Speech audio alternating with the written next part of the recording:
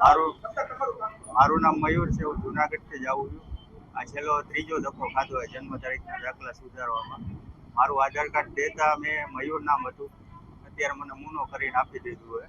હવે છેલ્લા 3 ધક્કાથી ખાઉં છું તો કઈ અહીંયા સાહેબ લોકો હાજર નથી હોતા, સર્વર ડાઉન હોય છે, લાઇનમાં ઊભવું પડે છે, તો અમારે કેટલા રોજ પાડીને આવવું હોય.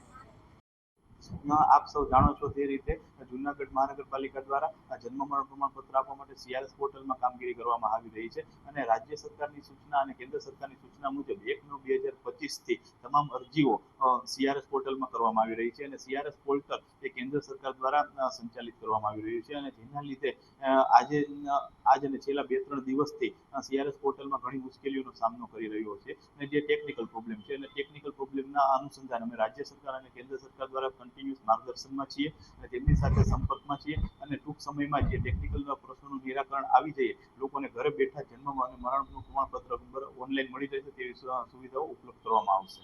Thank you.